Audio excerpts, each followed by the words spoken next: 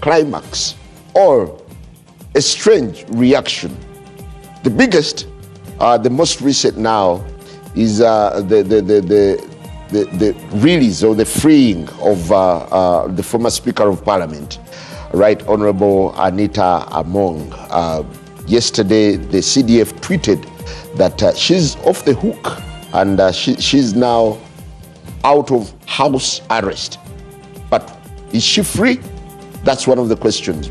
And what does this say about the ongoing fight against corruption? Of course, there is the Balaam effect that is creating tremors across the country. On the other hand, ministers are making spot checks here and there.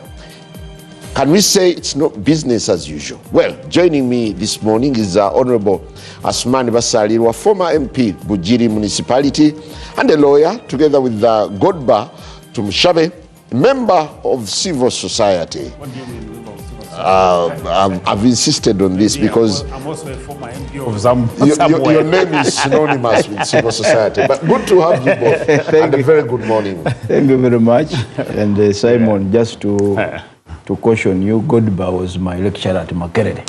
Oh, yes. So yes. I'm going to cede a lot of space to him. But you can see how politics can make you age faster. now Asuman looks like my age with his beautiful grey beard. Yes. Well, Godba, how or what has stood out for you thus far in Chisanja Hakuna Sleep? I think Asuman should answer that question. There are slogans, and I study slogans a lot. So after 2016, we had another slogan or declaration called Kisanja Hakuna Mchezo. And I was quite intrigued by the way the president really articulated it. And if you're in the area of public policy like I do, you get a feeling like, yeah, this is going to be something different. So I made the decision at Greece, the Great Lakes Institute for Strategic Studies, and we said, no, let's now track Museveni's first 100 days and see how does this Kisanja Hakuna Mchezo unfold? How does it manifest itself in terms of the actions of the president? And at the end of the 100 days, we published a report. It's available on our website. And you could see that there were attempts by the president and his aides to be able to translate the slogan into some substance. Of course, with lots of limitations given our structural conditions as a country. So I have followed the Kisanja No Sleep. No more. Kisanja No Sleep, and you can clearly see that there is no clear focus on what exactly needs to be achieved.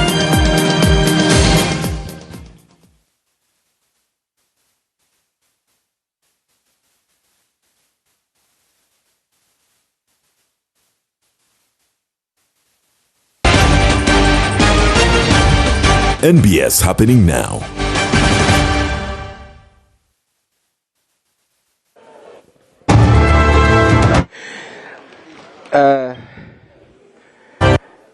Right Honourable Speaker,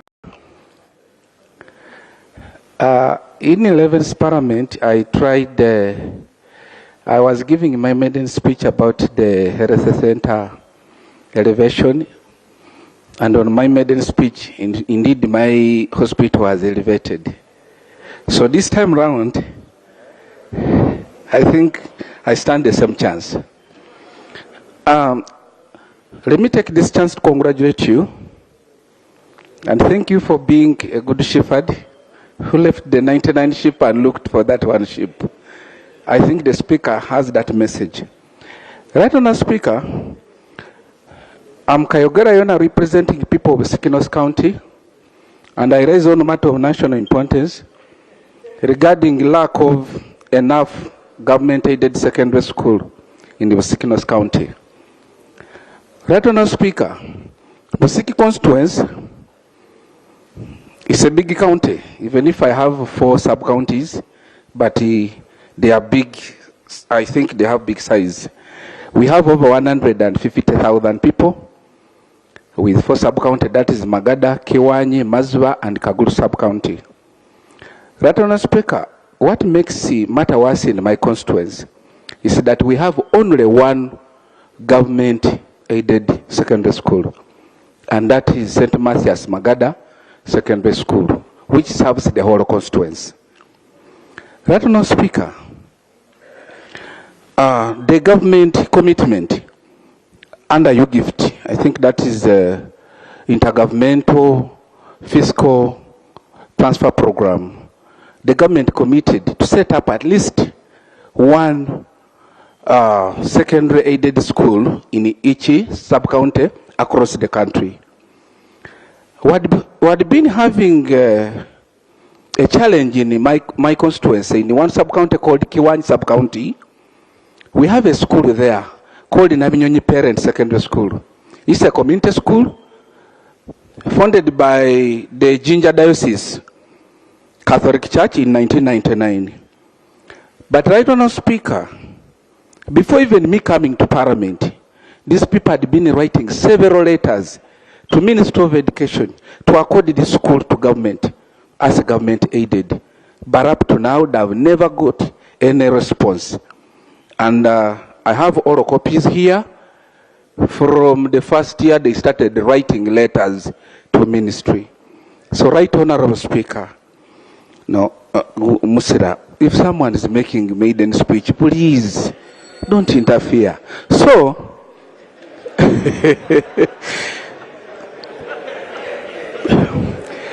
right, Honourable Speaker, my prayer is that the Minister of Education and Sports consider taking over this Nabinyonyi Parent as a government-aided school. And point 2, the Ministry of Education and Sport consider establishing a new school in Mazuba sub-county, a secondary school, and even Kaguru sub-county. At least, right, Honourable Speaker, for you, you've ever been in Kaguru when you're still a state minister for defense. And when you give me time during Prime Minister's time, I'll remind you what you promised those people. They are still demanding if that time comes. So, right, Honourable Speaker, so right, Honourable Speaker, we have. Thank you, Minister of Education. The honourable member needs 2 schools, Mazuba and Sabo County and Nakanyonyi.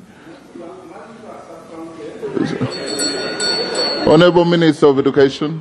I thank you, Right Honourable Speaker, and I want to thank my colleague. And again, this information is useful. I told us here that we had a request in the last financial year, let me say this current financial year, over 100 schools for grant aiding. Unfortunately, the resource envelope could not be availed to the Ministry of Education and Sports. We are all cognizant of the fact that there are sub-counties which truly we have those many requests in line with the documents which were formally received by us, but because of the resources, we are unable. However, let me also make this clear. There's also a challenge within our communities where we have an existing government-aided school in the same sub-county, and at the same time there's demand for grant aiding another school in the same sub-county. Honorable colleagues, as of now, we are categorical. We have 904 sub-counties without government-aided or seed schools. Our plan is first to address the 904.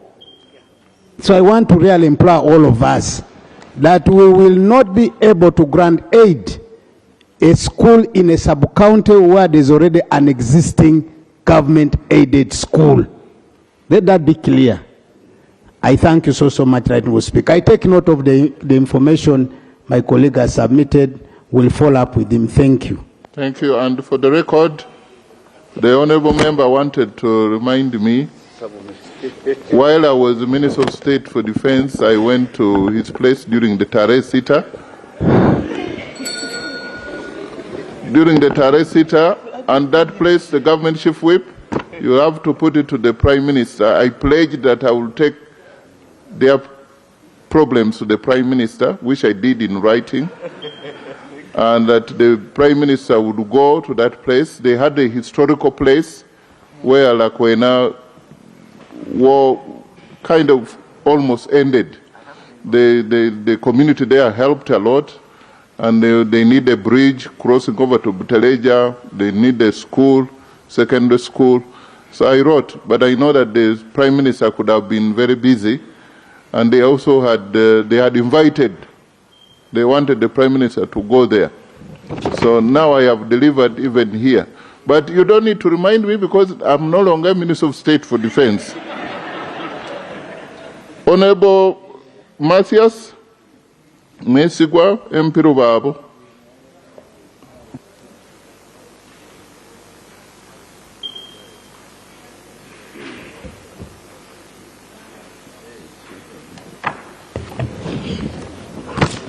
Thank you, Right Honourable Speaker, for the opportunity. Allow me to join my colleagues to congratulate you for winning that big position to chair the 12th Parliament. Right Honourable Speaker, on 30th January 2024, the President made a directive in writing to upgrade Uganda Matters Polytechnic Institute in Nyarushanje into a university, strictly a branch of Mbara University of Science and Technology, to handle Faculty of Engineering. Right Honourable Speaker, on 12th of March 2024, the line Minister of Education, wrote a corresponding letter to PS of Education to implement the directive. Right Honourable Speaker, it's now 2026. The administration of the Technical Institute is stuck on what they should do. Mbara University is also stuck on where they should start from. I am trying to seek the guidance from the Minister. Why we are not having this directive implemented for the last 3 years? Mr. Speaker, I beg to submit. Honourable Minister of Education.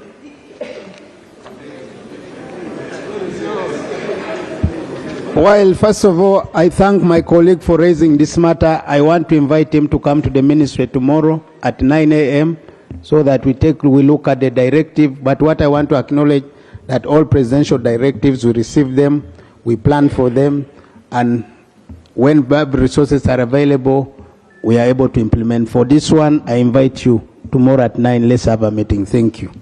Honourable Stephen Twesige, MP Buyaga East.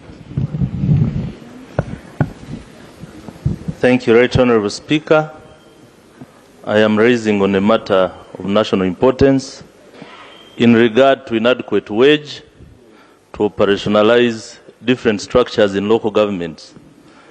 We have a number of local governments established in different areas in this country. Last week, we had a member here who was raising that they had a health center in their area constructed by government but without staff.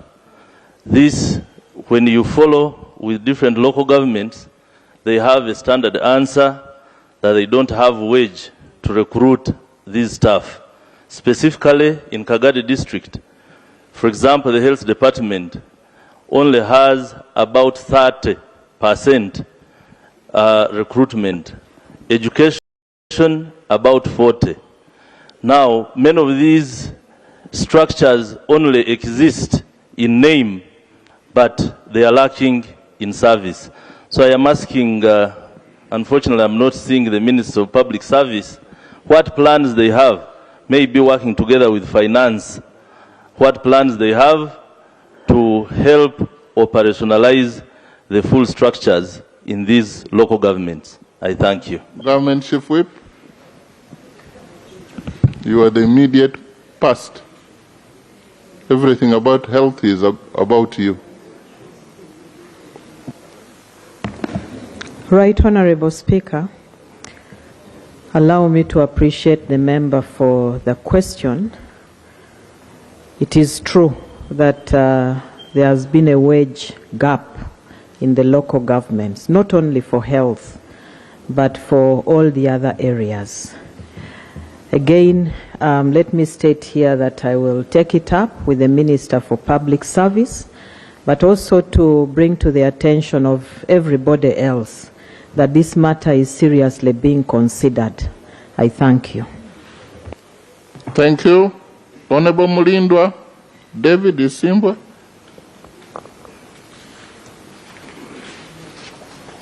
Honorable Shamim Malende.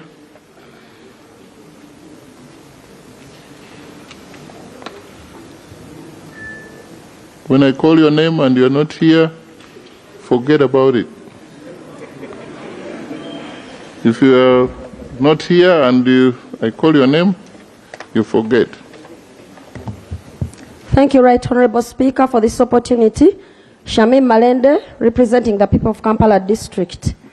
Right Honorable Speaker, I rise on behalf of taxi drivers, operators, owners, and passengers who use public service vehicles as means of transport in Kampala City. Right Honorable Speaker, since the 24th day of August 2026, when the Honorable Minister for Works and Transport launched the 100-day Ganyegenya operation, many of our people have been rendered jobless. Owners are being suffocated with unpaid loans on these vehicles, and passengers are stranded. And in areas where there are no rail line services, transport is very expensive. Right Honorable Speaker, whereas we appreciate government's effort to ensure road safety, we seek for the following interventions. One, we ask that the Honorable Minister can engage with the taxi drivers and operators in a consultative meeting to see a way forward in the interest of our country and themselves. But also, we ask that the government can adopt a more phased approach whereby these operators can be assisted with maybe repair costs, and also to replace the unsafe, with costs, meeting the costs of replacing the unsafe vehicles on the road, among others. Government. I so pray, Right Honorable Speaker. Government. Government Chief Whip. I don't see the Minister of Works. Right Honorable Speaker, I take note of the Honorable Member's issues, and I pledge to alert the Minister for Works to engage with the drivers of these very dangerous vehicles immediately and handle those issues. Thank you. Honorable Ismail Kasule. And the Honorable Members, as Honorable Ismail Kasule comes in, I know it is a practice. Honorable Kasule, I'm getting it complicated. You know, yesterday I just made 3 months in this chair.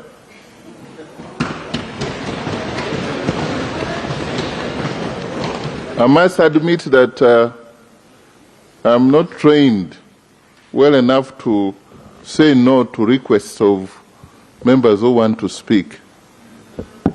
More so, especially if the request is coming right when I'm here. I get so uncomfortable. I want everyone.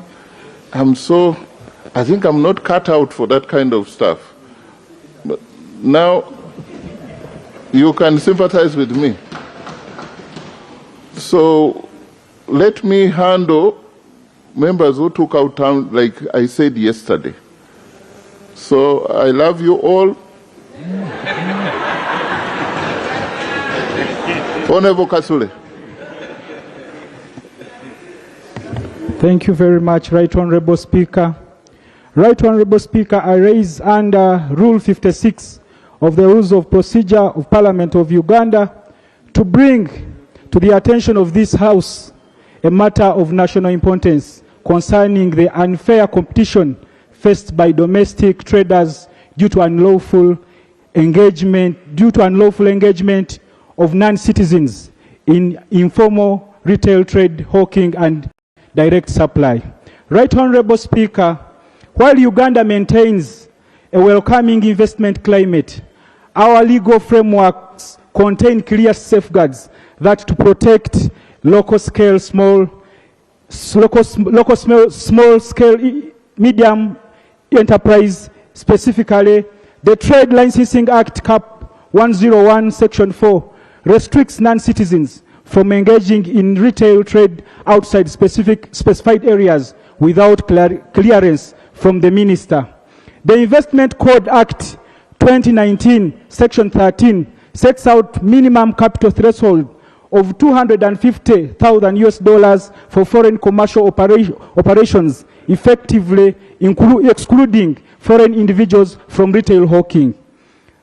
The Uganda Citizens and Immigration Control Act, Cap 66, restricts non-citizens from taking up gainful trade without valid commercial work permits, Class 2, G2.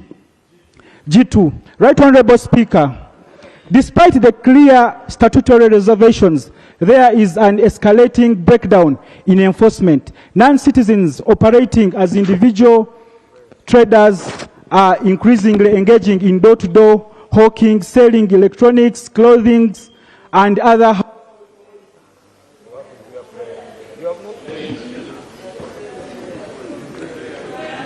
Pray that he wants Parliament to resolve the situation. Minister of Trade, resolve the situation. Thank you, Mr. Speaker, and thank you, Honourable Member, for raising this issue. There are issues that we are handling under the competition law, which was passed by this House, and we made the regulations.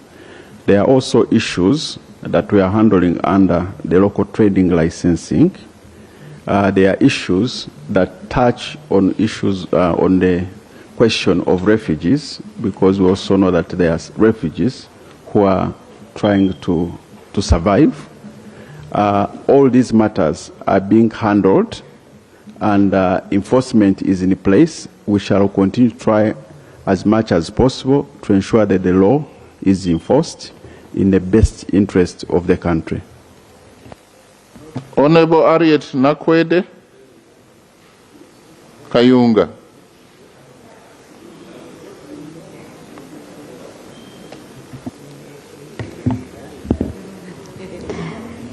Thank you very much, Right Honorable Speaker.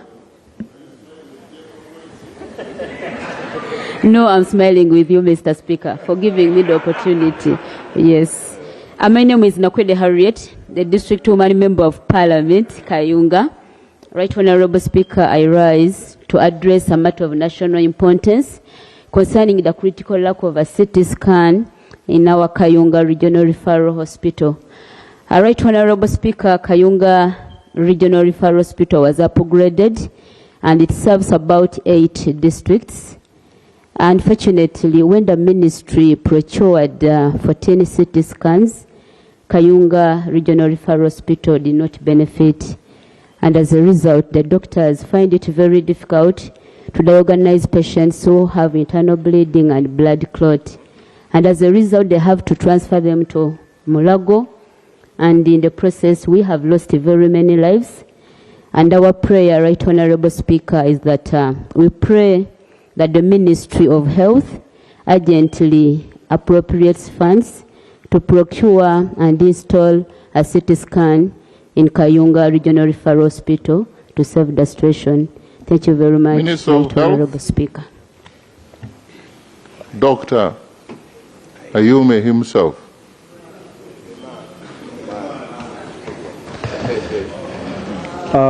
Thank you very much, Honorable colleague.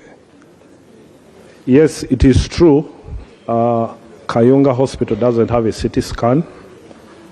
At the time of procurement of CT scans, the Ministry of Health was only able to provide for 14 regional referral hospitals. So Kayunga, Yumbe, and Entebbe regional hospitals do not have CT scans, and it's in the urgent plan of Ministry of Health. Thank you. Thank you. Honorable Bate Ethel Maruyima, MP Wakiso. Thank you so much, Right Honorable Speaker. Right Honorable Speaker, I get back to this floor over the matter of the Chitezi landfill. And in this place, to recall that some time back, we had Ugandans who died out of several reasons, including negligence of certain officials, and we lost lives.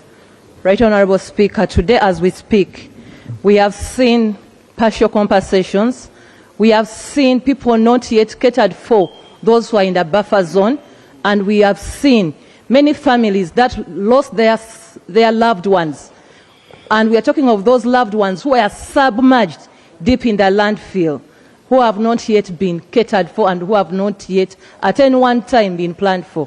Right Honorable Speaker, because of time, I'll have these prayers. First of all, for those families that did not have an opportunity to bury their loved ones, can we have a national monument?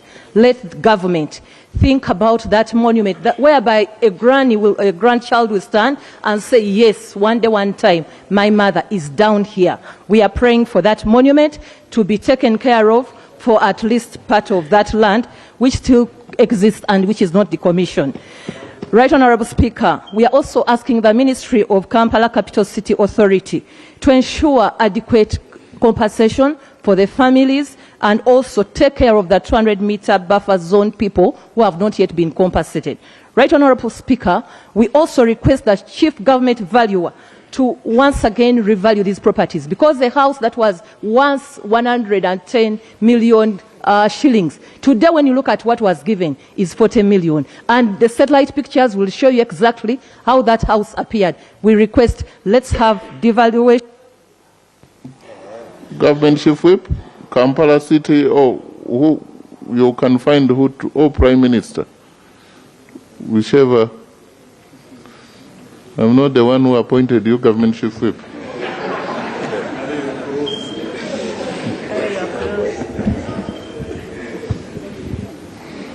Thank you, Right Honorable Speaker. Right Honorable Speaker, allow me to thank my sister for the issues she has raised on Chitezi, and again, our sympathies to the families that were affected. Right Honorable Speaker, the work at Chitezi has not ended. It is still ongoing. And the Minister for Kampala can be engaged on that. It is indeed true that not all the families have received their compensation, and it is also true that not all the bodies were recovered. What she has said is absolutely true. On the request for a monument, I will take this up with the Minister for Kampala, but I will also remind her that the work that is still ongoing needs to be expedited, because we hear you about the suffering of the people. I thank you. Thank you. Honorable announcements to Namasko, Bugangaizi East.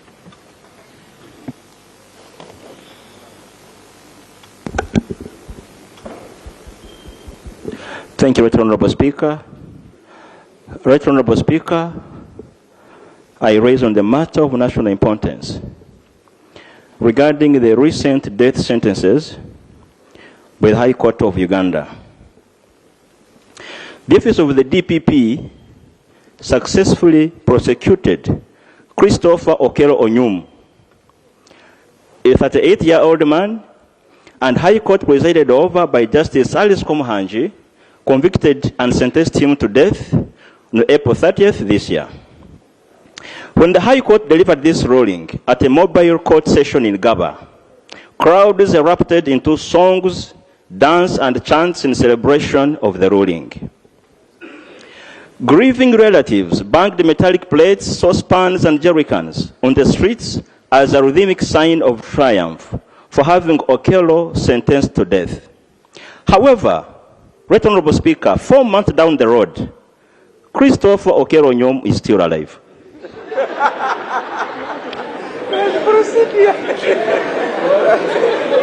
Ugandans are therefore asking.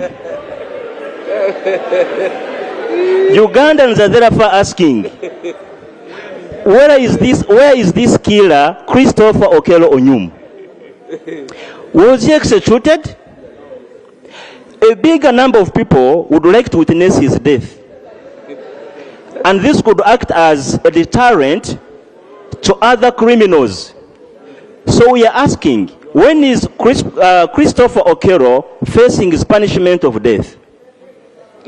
And in case he appealed, why is the process taking long than the High Court trial? In addition, Right Honorable Speaker, Attorney General, help the bloodthirsty gentleman.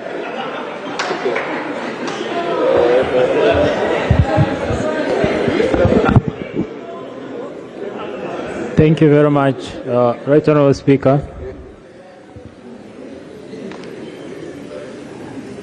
I start on a lighter note before I give the actual answer. I know that less than a year ago, I saw our colleague in the dock when he was being charged himself. I wonder if he had been convicted, if he would be asking about the date of his execution. Be that as it may, Right Honorable Speaker and colleagues, the Constitution is very clear. You cannot carry out an execution. One cannot be deprived of life until and unless that sentence is confirmed by the Supreme Court.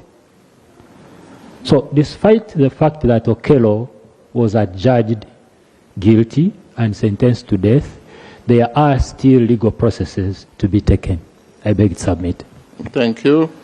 Honorable members, in the public gallery this afternoon, we have students and teachers of Scories International School, located in Makinde Division East, Kampala.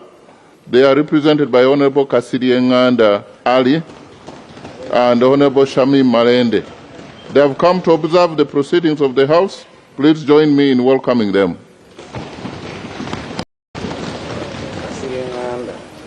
The next, Honorable Member, thank you for raising that question. So that I think you are doing it on behalf of many other people, but you should not be seen to be bloodthirsty. Honorable Patrick Kutesa, MP Chimanya Kabonera. Honorable Chemonges William, MP Queen. Oh, is there Chemonges William is not here?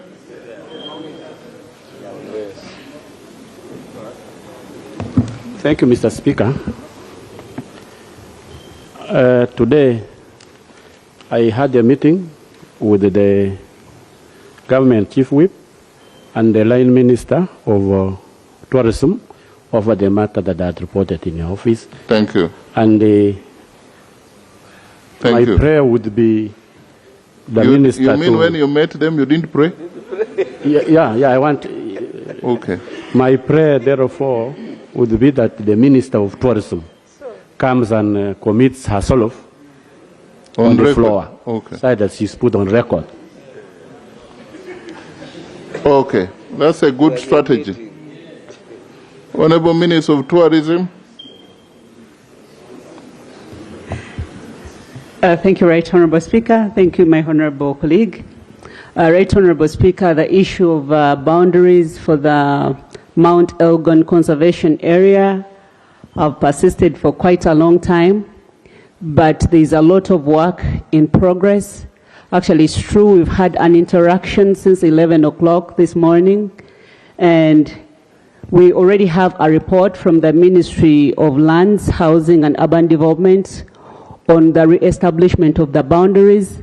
They have made different proposals in that report, and there's already different directives from Cabinet to the Ministry of Lands.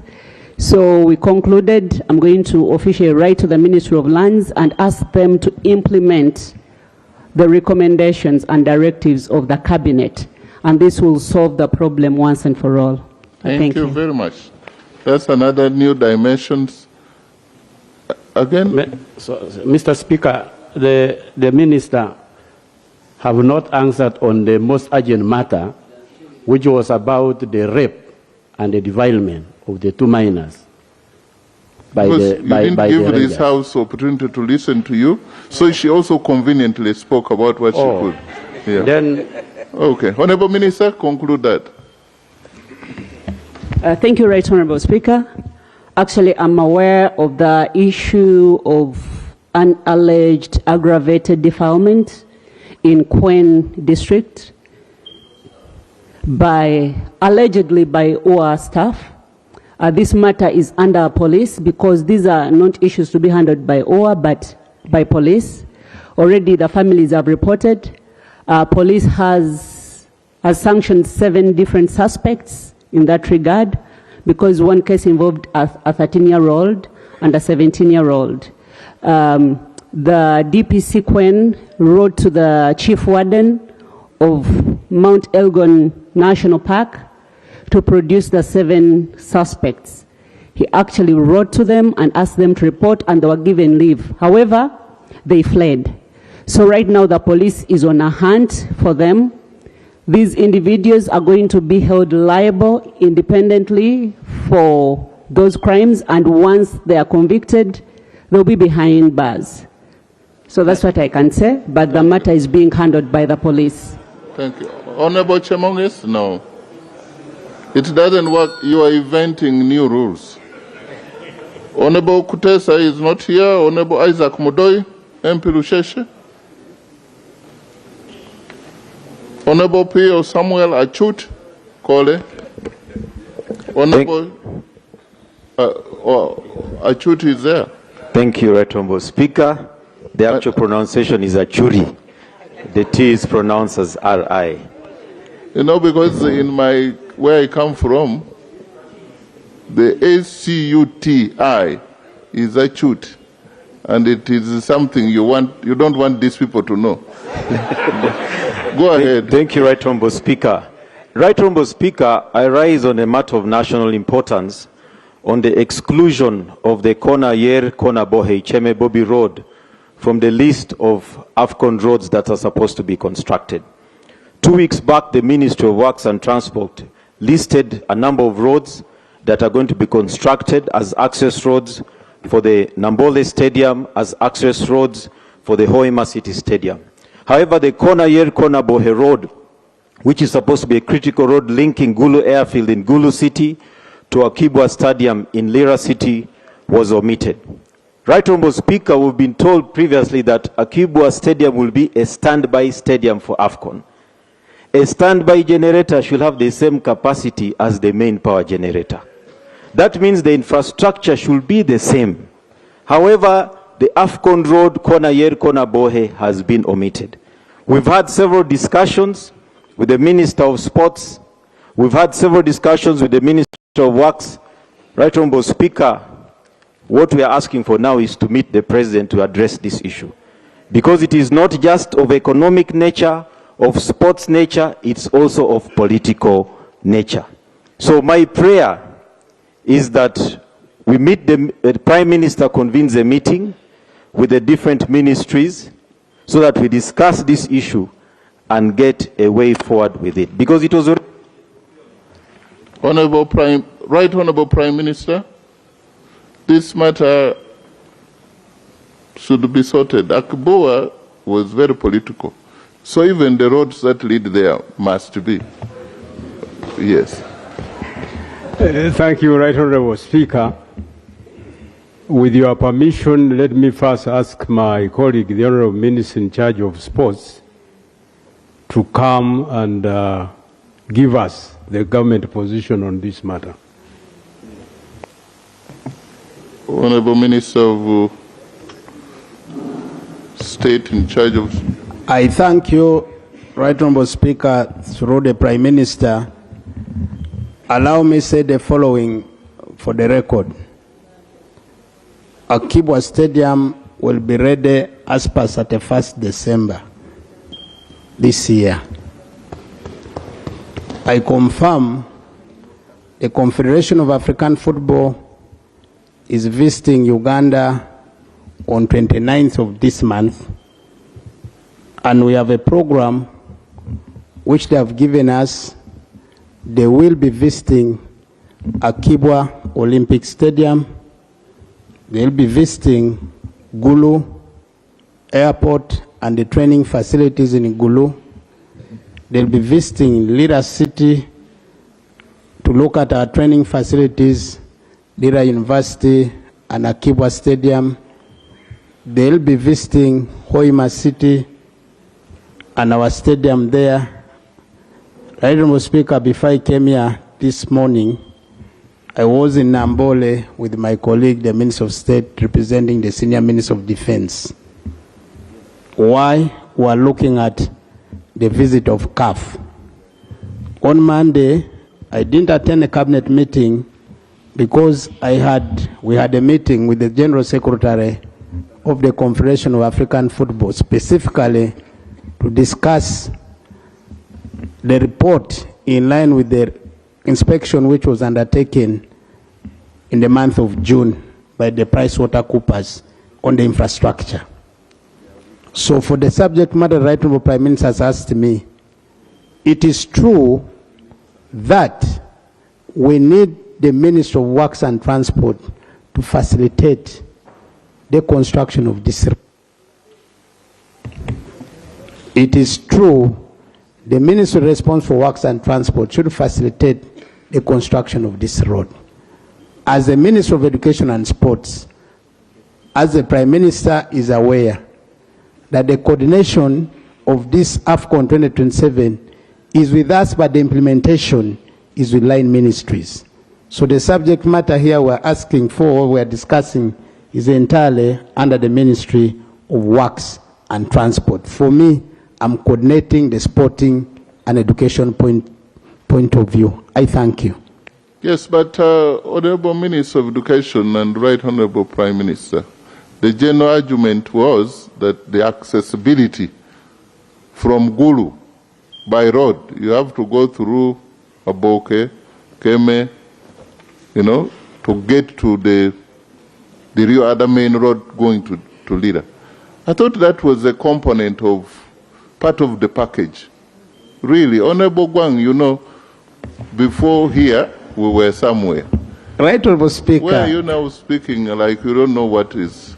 I am trying to give you what is factual and accurate in line with the oath I took. Has it changed now? And I want to say the following.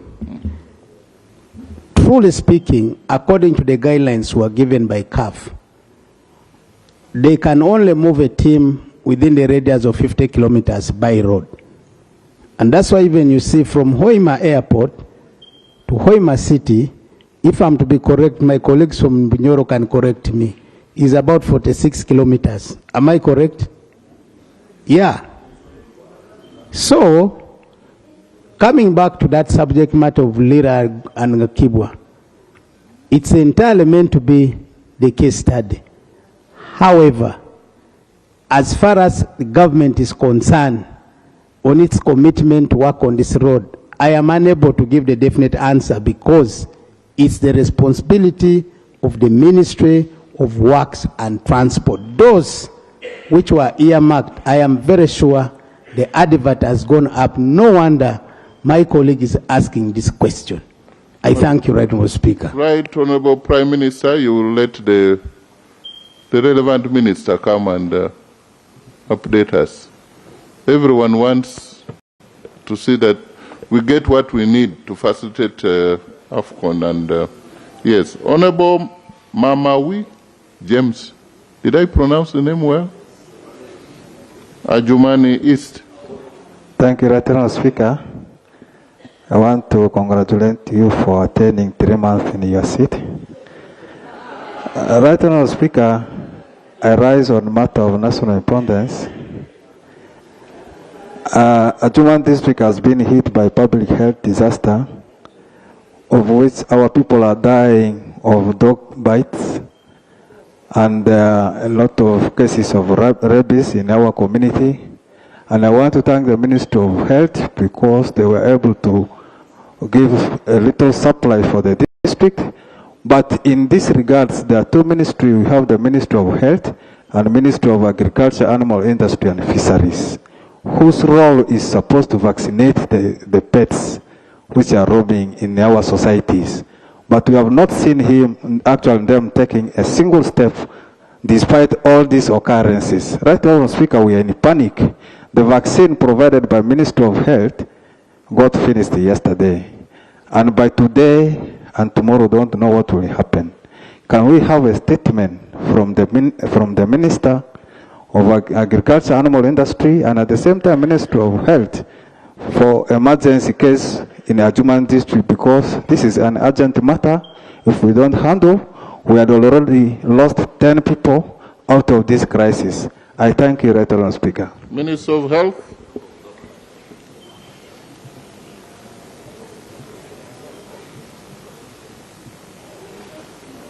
Thank you very much, Honourable Member. Right Honourable Speaker and colleagues, like the Honourable Members alluded to, it is a cross-ministry intervention. Health, we shall tackle the downstream, and I think we have demonstrated by sending some vaccines. But I think the long-term intervention is to put out of action the dogs and then vaccinate. And that is a preserve of Ministry of Agriculture and Animal Industries. But going forward, we're also going to see if we can send some more vaccines to Ajumani district. Thank you. Thank you. Honorable Kabira Dennis, Katikamu North. Thank you very much. Right Honorable Speaker, I am raising under Rule 56 of our Rules of Procedure to raise a matter concerning irregular closure and indefinite suspension of operations of civil society organizations and NGOs. Right Honorable Speaker, the 11th Parliament championed the enactment of the NGO Act. But since enactment, the line minister has not tabled regulations to that effect to operationalize the law, but also there is failure or deliberate, or it is deliberate by the line minister not to constitute a board. And since then, the duties of the board are being performed by the commissioner, which is irregular. And I have 3 prayers to that effect. Number 1, that the line minister tables the regulations to operationalize the law. Number 2, to constitute the board. Number 3, to lift the suspensions to allow these civil society organizations and NGOs perform their functions. Thank you very much. Government.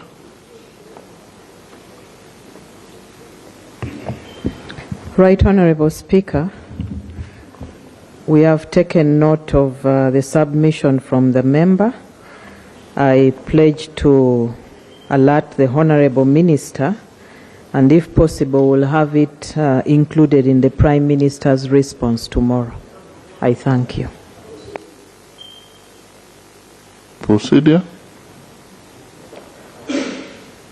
Thank you, Right Honourable Speaker. Right Honourable Speaker, I've patiently sat in and listened to when my colleague, the Government Chief Whip, makes pledges to inform ministers to come and respond to the issues, but I've addressed my mind to Rule 52 of our Rules of Procedure, which require ministers to attend this House and respond to the questions as raised. In this House, there are figures of colleagues who are always here to answer to questions, but there are also those who are perennially absent, that always we just make commitments and we waste time. The other day when issue which would have been resolved actually keep on reoccurring. Are we proceeding, Honorable Speaker, right to make anything for ministers who are not in the House when Rule 52 says they must attend? Prime Minister, tell us whether we are proceeding well.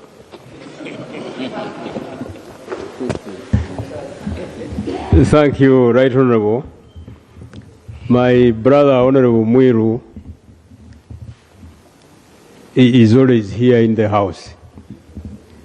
And I think we had agreed that in general terms, the government side has really been up to the task. We always having a good number of ministers here, and we do answer the queries.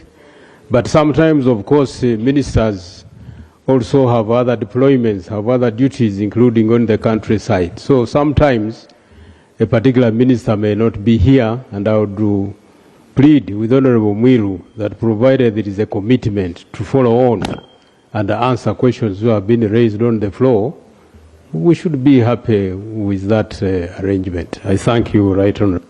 Thank you. Honorable Chitio Patrick, you are the last. Then we shall go back to the paper.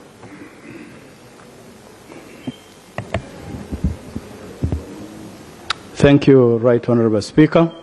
My name is Kitio Patrick Salimo, Member of Parliament for Kapchoro Municipality, Kapchoro District, Sabei Sub-Region. Right Honorable Speaker, yesterday I had prepared a comprehensive, concise and precise research to raise a matter of national importance concerning the boundary conflict between Mount Elgon National Park and the host communities. However, there has been a meeting today, and the line minister and the government chief whip, together with MPs from our regions, met. But Mr. Honorable Speaker, sir, there were historical issues that I had wanted to bring to the notice of the House. With your guidance, Right Honorable Speaker, sir, may I proceed so quickly so that it guides, in the alternative. Honorable Member, you yes, know Right Honorable Speaker. What you wrote. Yes, sir. It's very polite of you, as you've acknowledged that you had a meeting and it was resolved. So I don't know whether you want to again craft another matter of national importance. Right Honorable Speaker, thank you for your guidance. Yes. May I request through you, Mr. Speaker, Yes. to hand over this research paper to the line minister for purposes of guidance, because it has the historical background of Mount Elgon. Oh, wonderful. It has the prayers therein, Okay. which will guide the House, Right Honorable Speaker. I think that is purely in order, but you read what you are handing over, so that those who will read the answer will know which letter you handed over. That's part of the research. Really, I want to appreciate you. Thank you, Right Honorable Speaker. Right Honorable Speaker, the issue of I was to raise matter of national importance concerning the persistent boundary conflict between Mount Elgon National Park and the host communities of Kapchorwa, Kwen, Buko, which form the Sabei sub-region, and Bugisu sub-region, Mr. Honorable Speaker. Right Honorable Speaker, Mount Elgon National Park covers 1,229 square kilometers. My honored brother, do you want to you read the letter? Thank you. The letter is from who? Thank you, Right Honorable to who, Speaker. Date? Yeah, that's it. This document, Right Honorable Speaker, is dated 26 today, August 2026. The title is Boundary Conflict Between Mount Elgon National Park and the Host Communities. Okay. You can hand over to You lay it, and Thank you, Right Honourable Speaker. Parliament will find a way of passing it on to Thank you, to Right the Honourable relevant Speaker. minister. I laid this document. It will Okay. be addressed by the Minister of Tourism, Wildlife and Antiquities. Okay. Thank you, Right Honourable Speaker. The minister will access it. Honourable members, next item. Item 3 on the order paper, statements by ministers on 1, the alleged trafficking and detention of 3 Ugandan nationals in Thailand.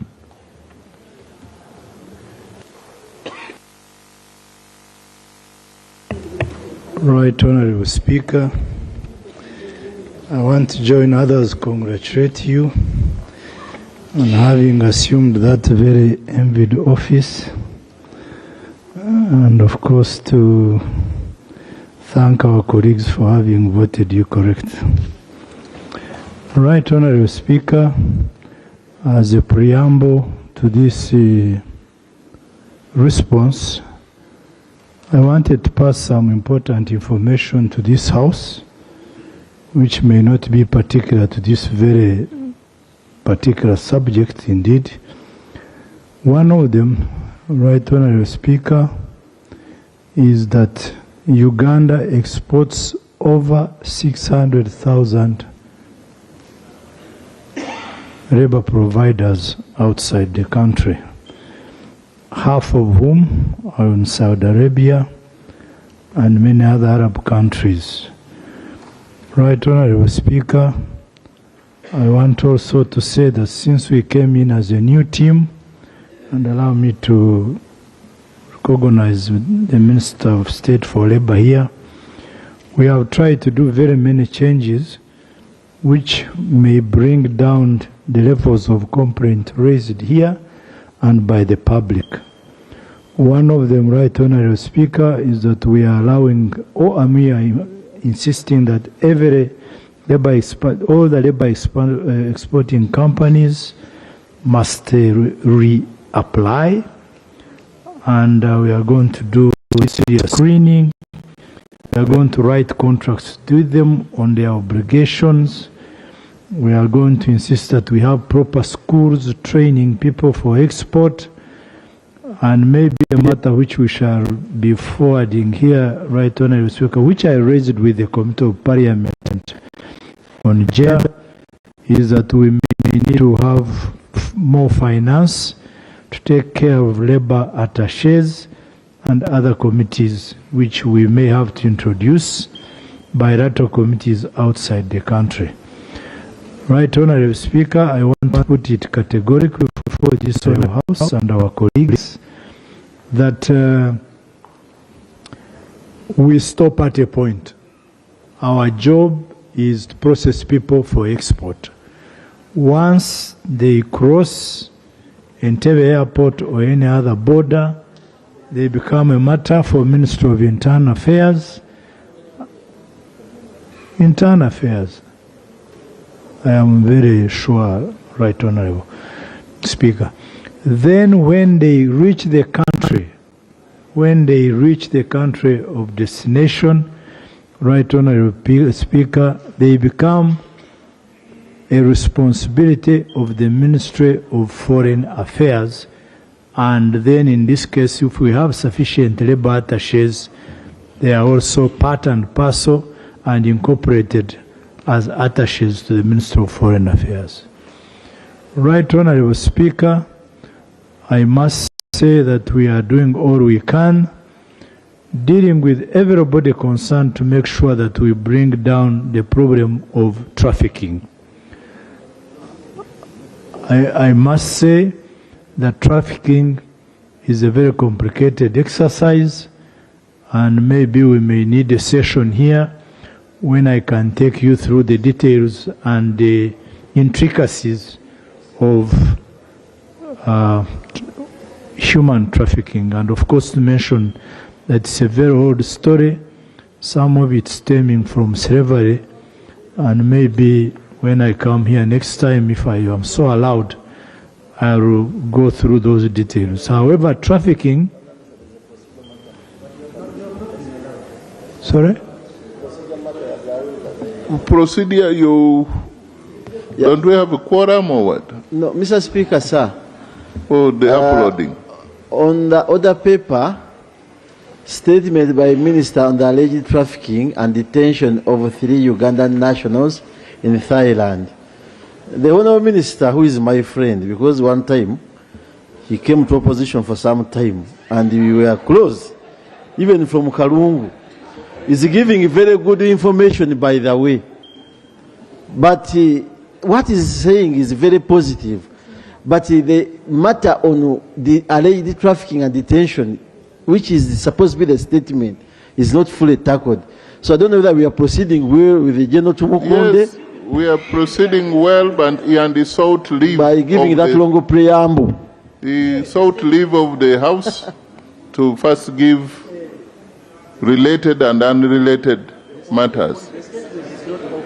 And then it would come back to, is giving today. Thank you, Right Honourable Speaker, for your defense. Anyway, we can go to the subject.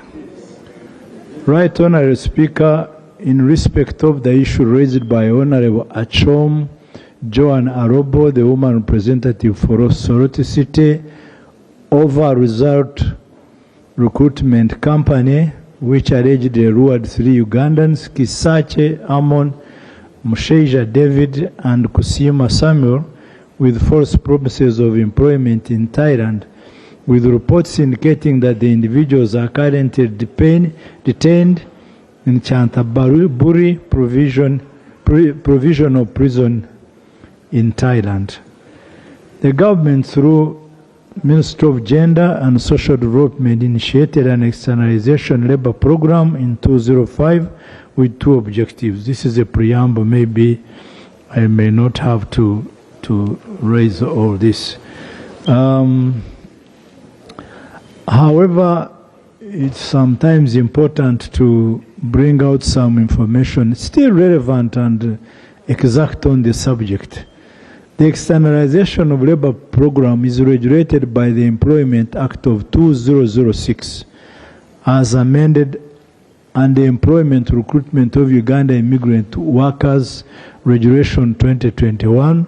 These regulations revoked the Employment Recruitment of Migrant Workers Abroad Regulations 2005. Under the said regulations, workers may travel abroad to work through the following channels. I don't know if yes, through licensed recruitment company. Under this channel, the company sources the jobs from abroad, recruits and places workers abroad. To date, 230 companies are licensed to source and formally place Ugandans to work abroad. Number 2, through individual initiatives. Here the worker sources for a job as an individual. This, I must say, is still part of the complications we have. But anyway, I thought we could go to the Thailand matter, just save the time of the Honourable House. Right Honourable Speaker, turning to the issue raised by Honourable Achom Joan Arobo, allow me to inform members that A, Result Recruitment Company is not a licensed company and does not appear in the database of the External Employment Management Information System run by the Ministry of Gender, Labour and Social Development to handle labour externalization processes. This is a system which you will use to monitor recruitment, monitor exportation, and monitor these people when they are outside. They already, having crossed the boundaries of Uganda. The ministry does not have any engagements in externalizing Ugandan migrant workers to Thailand. So amongst those with whom we have an arrangement, Thailand is not one of them. Therefore, in the case of trafficking persons, of trafficking in persons which should be investigated by police and the anti-trafficking unit under Ministry of Internal Affairs. I'm therefore saying this matter is a matter for another ministry, although we are always very ready to cooperate. The ministry has previously received reports of Ugandans being trafficked to southeastern countries of Thailand, Myanmar, and Cambodia. No licensed company has been found to be externalizing Ugandans to these countries. I must say the ministry has no power, Right Honourable Speaker, to stop Ugandans from travelling. That's not in our means. We only control you if you offer yourself as a labour provider. But if you prefer to travel, you know very well you are all given transport and passports, and it is in your own right to choose to travel. Although whenever there are issues, it becomes a matter of Ministry of Gender. I'm not too sure it's always the case. The ministry has since embarked on awareness campaigns both in print and electronic media, informing members of the public intending to travel abroad for work to do so through the safe labour migration channels established by the ministry. By the way, Right Honourable Speaker, I want to state that even when you go illegal, we still owe you an obligation of pursuing you just because you are a legitimate Ugandan. It's like condemning the dead. The dead don't have to be condemned. So we follow you, but not by obligation. We follow you because you are Ugandan, not by the obligation of the ministry, but by the obligation of we being a leading ministry in this matter. But it's not entirely our matter. Honourable Achom, Joan Arobo could therefore provide additional information on this particular matter to aid further investigation so that the culprits involved in trafficking these Ugandans are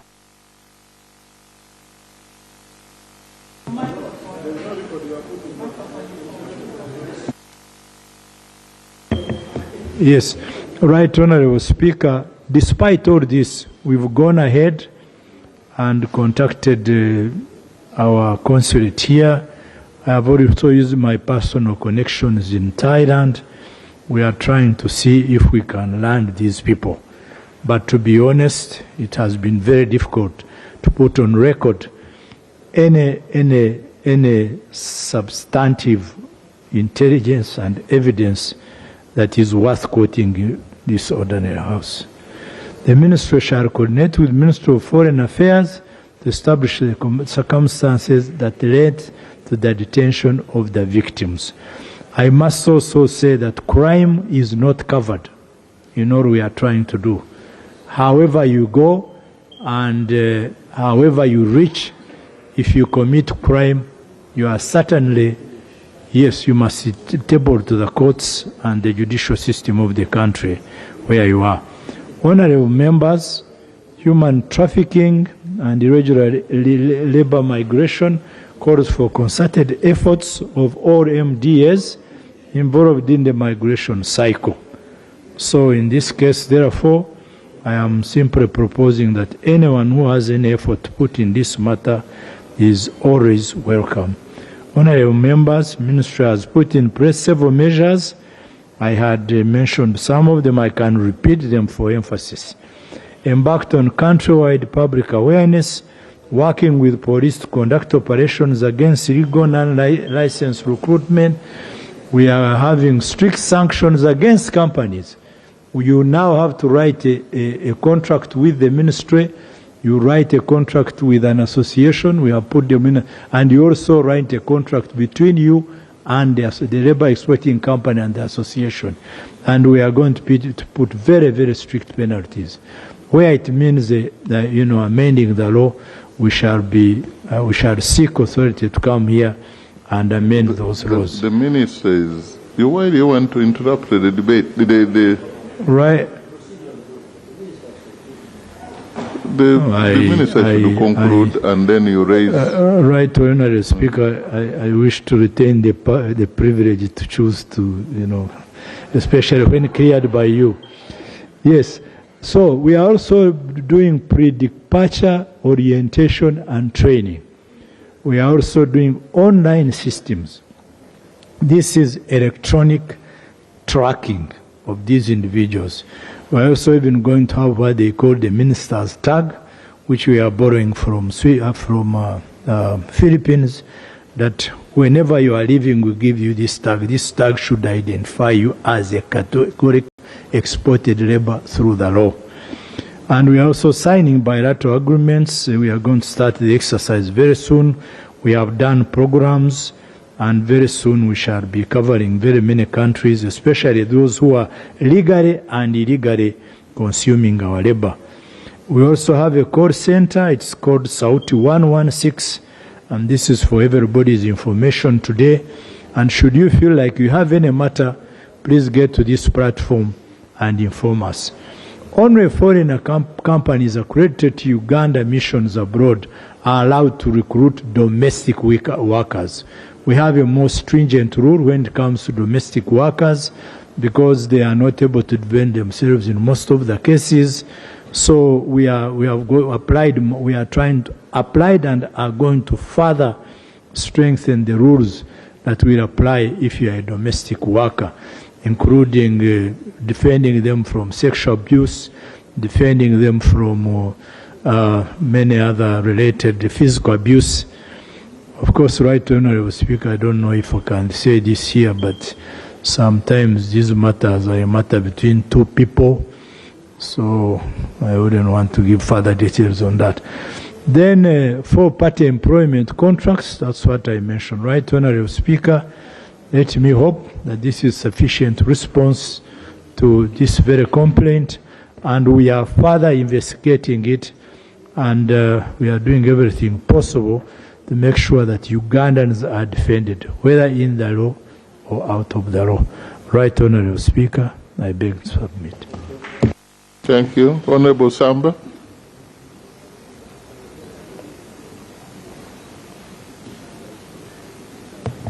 Thank you very much, Right Honorable Speaker. Are you the Shadow Minister of Gender?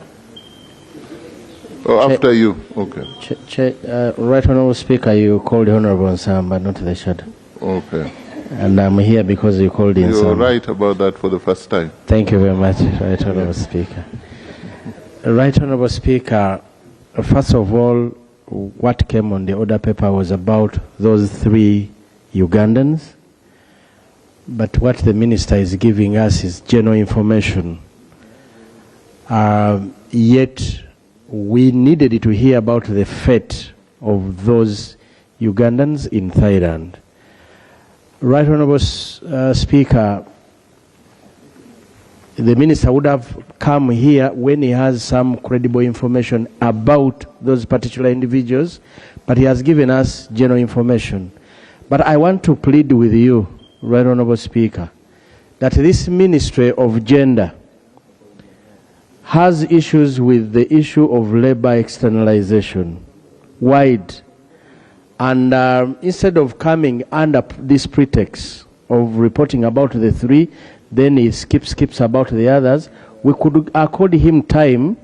He comes here, and the Ugandans, especially those that do not go through the fate of Uganda, especially those don't go through the externalization program of government. Right Honorable Speaker, we must appreciate that there is a low employment opportunities in our country. So many Ugandans are finding themselves opportunities elsewhere. And we must, as a country, put up provisions for these Ugandans to be able to call home, to call their government, to respond when they are into problems. It is hard for us to think that they must all come through our labor externalization program. But within the ministry, many Ugandans, whenever they call, they are not helped. We have our missions and embassies. There are no labor officers in those, and they cannot, the Minister of Foreign Affairs has challenges with being that they don't have labor officers from Ministry of Gender. So many Ugandans, as they look for opportunities, outside the country, they need to be remembered and they need to be supported. You saw what happened in South Africa. Now that was one incident in South Africa, but when you comb all countries around us, there are so many Ugandans who need government support whenever they get a problem. So when you come here as a minister, we should have heard you say, we have done this, we have picked this information about these Ugandans, and we have supported them in the area where they have. Thank you, Right Honourable Speaker. Right Honourable Speaker, with humility to my chair of PAC, the minister articulated well in his report that these people, as a ministry of labor, he doesn't have information because they did not pass through the regulated labor exporters. Is Honourable Samba in order to discuss a report where the minister was very clear about these people who did not pass, when the minister was even very generous giving us information? Is Honourable Samba in order to discuss something and alleging that the minister did not talk about these 3 people, when the minister mentioned that these 3 people, he doesn't have information? Is he in order?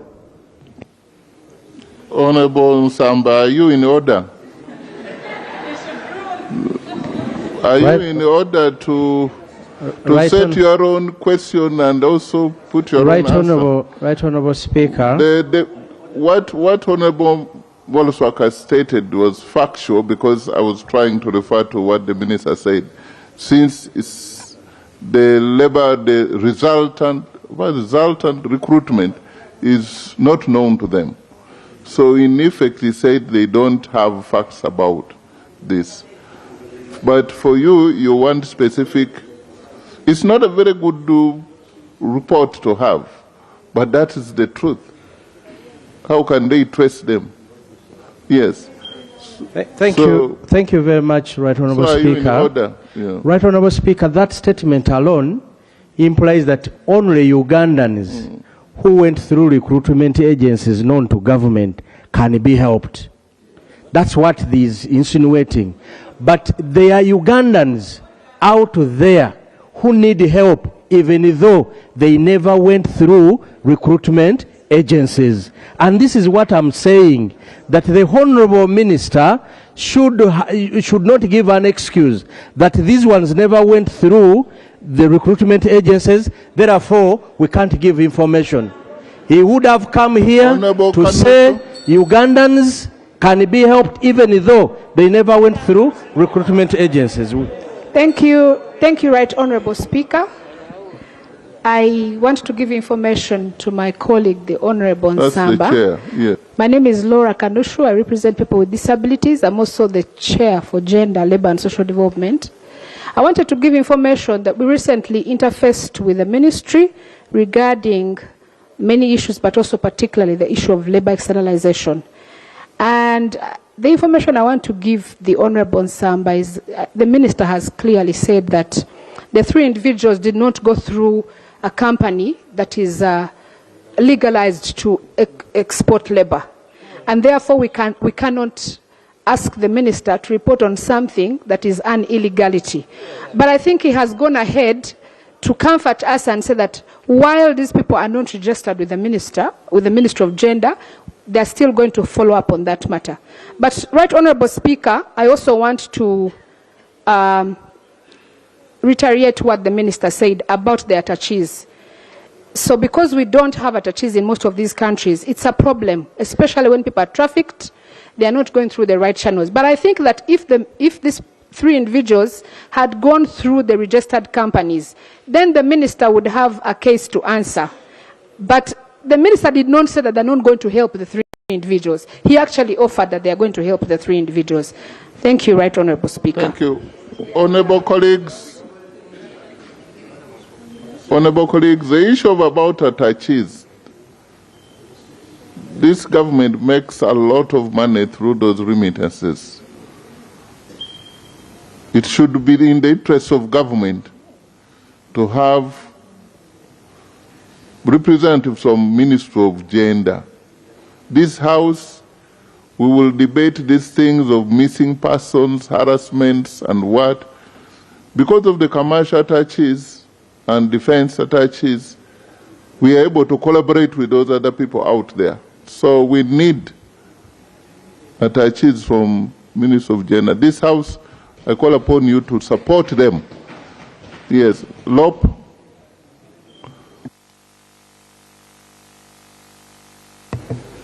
Mr. Speaker, I want to appreciate the Minister for the statement, and as you mentioned, our Shadow Minister will have a quick response. I just wanted to say, to reiterate, and I'm glad the Minister says that even though these persons did not go through the specified channels within the law, again, they are citizens of Uganda, and government has got a responsibility over them.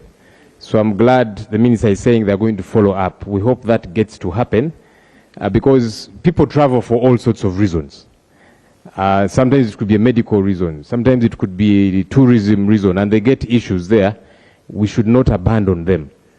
In a short while, Mr. Speaker, we are going to be discussing the issue of returnees from South Africa, some in similar situations. The Minister has told us that on an annual basis, about 600,000 Ugandans leave the country to go and seek employment wherever. Now, as a general comment to government, as we try and make sure we either having bilateral engagements with some of the countries they go to so that they are safe, if something happens, we are able to rescue them. Government needs to work many times as hard so that we create employment opportunities for our young people here. Otherwise, we shall be washing and hanging our clothes to dry in the mud.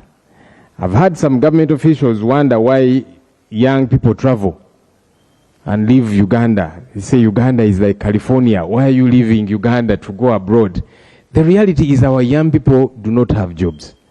They go out there, even when they know it is tough, even when they've had stories of those that have gone and they return in body bags. They say, let me try my luck because nothing is happening for me here in Uganda. So as government, we need to work many times as hard to create these employment opportunities because they'll keep going. And then you'll keep struggling as government, looking for them and so on. When they die, you've got to transport them back. We need to deal with this issue a lot more holistically. I thank you. Thank you. Honorable Gilbert Olanya, then Nakasongola, then yes. Thank you, Honorable Speaker. But how now shadow, does the shadow come after Lope has spoken? Are you not the overall shadow? Yes, Honorable Olanya, then we can get the shadow. Thank you, Honorable Speaker. Honorable Speaker, allow me to appreciate the Honorable Minister for his report. Honorable Speaker, I would like to bring to the attention of the Honorable Minister about the similar matter that happened recently. We have the boy by the name Onek Alfred. He was a footballer. You spell the name? Onek Alfred. As in O-N-E? O-N-E-K. Yes.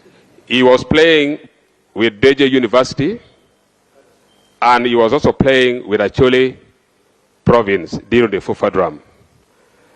Alfred was arrested on the 27th of December in 2023 in India. Honorable Speaker, up to now, the boy is still in prison.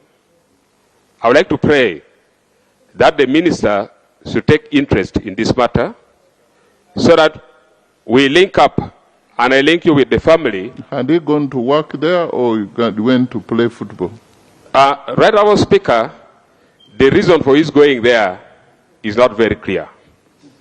That's why I'm saying we shall link up with the family members and the minister so that the family gives the detail of why he went to India. But the fact is, the boy is arrested, he's in India from 2023 up to now. The boy is just still in prison, Right Honourable Speaker. I pray let the government to take interest and we help this boy who is suffering in India. Honourable Kutesa, Nakasongola. Thank you very much, Right Honourable Speaker. The three boys that are being discussed right now are from Nakasongola. Their parents brought a complaint which I shared through the shadow minister. I have heard the honorable minister saying they don't have the information.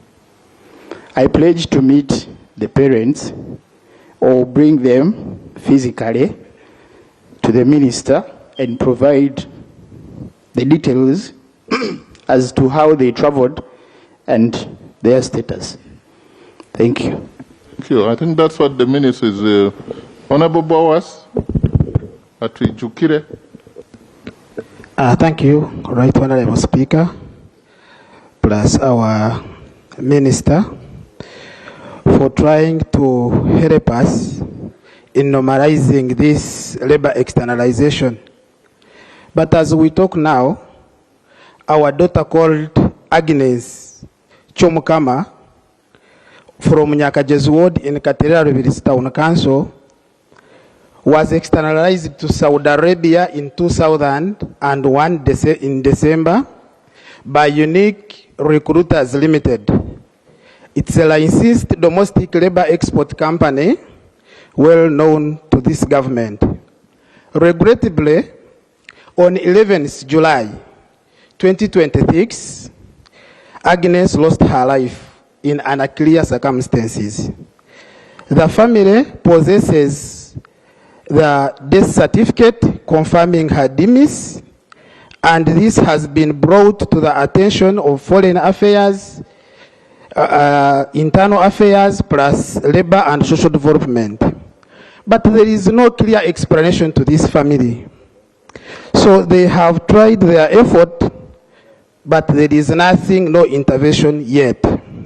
So I urge this August House at least to direct the Ministry of Gender and Foreign Affairs to immediately hold Unique Recruiters accountable, compile an investigation for the cause of her death, and provide emergency financial and diplomatic assistance to bring Agnes's body for decent burial in Katerera.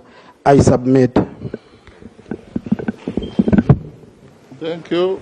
Shadow of Gender. Thank you so much, Right Honorable, for granting me, the Shadow Minister for Labor, for Gender, Labor and Social Development, this opportunity. Right Honorable Speaker, as we talk about our three children of this country who are still in Thailand and their whereabouts are not known, we are glad that the minister, as he commenced, he could give a background of matters of labor externalization. Mr. Speaker, as I commence, I just pray this House allocates time. We get three of these ministers, the Minister for Gender, Labor and Social Development present. We get the Minister for Internal Affairs present. That very day we can discuss matters of labor externalization. Then we also have in the House the Minister for Foreign Affairs, so that we can fully exhaust matters of labor externalization. You are aware, and the Minister hinted on it, that we only have 3 countries with bilateral agreements. The fourth one, UAE, the other ones are Qatar, Jordan, Saudi Arabia. Then the fourth one, UAE, it is only having an agreement, a memorandum of understanding. So we need to tackle this matter. Members have issues. We are exhausted by having to meet costs. So I just pray that for this matter of Thailand, good enough, the minister has promised us, is in touch by his means. Let's also bring on board the Minister of Foreign Affairs. In conclusion, we get particularly for this matter, but I beg we find time as the House to handle matters of labor externalization, we all exhaust so much of these issues. I thank you. Thank you. Honorable Macho.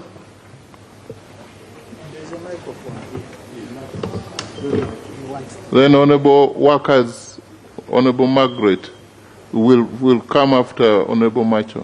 Thank you very much, Right Honorable Speaker. And I will have been done with this side. Right Honorable Speaker, when I was a senior immigration officer in the legal department, we had challenges of Ugandans who were in the rest of the world who were not accessing immigration services. One of the key remedies we got was having immigration attaches in those countries. When we sent immigration attaches in those countries, immigration got some sobriety. I agree with the minister that unless Uganda sends labor attaches, Kenya already has labor attaches in those Arab countries. Tanzania right now is the chair of the East African Labor Mobility Forum of Ministers, which is leading up to 2028.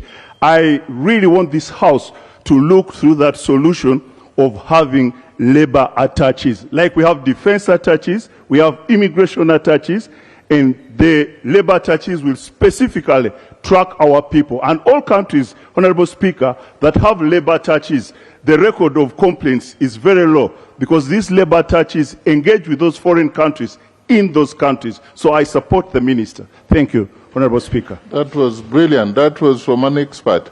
Honorable Margaret? Labor attaches is the way to go.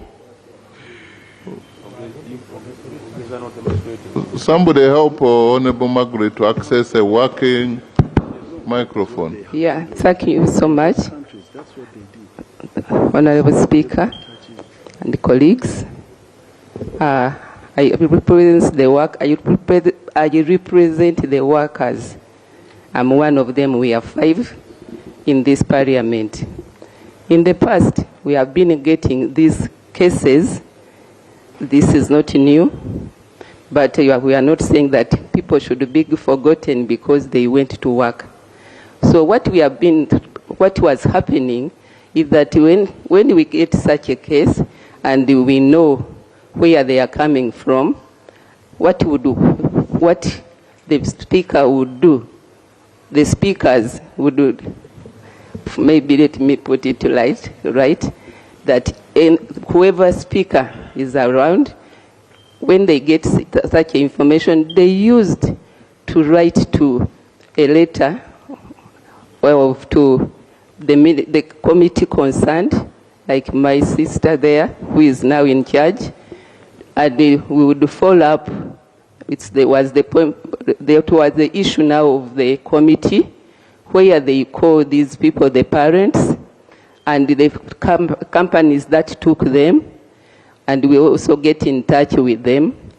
And so later on, with time, we would get some truth and even access through the organization that took them.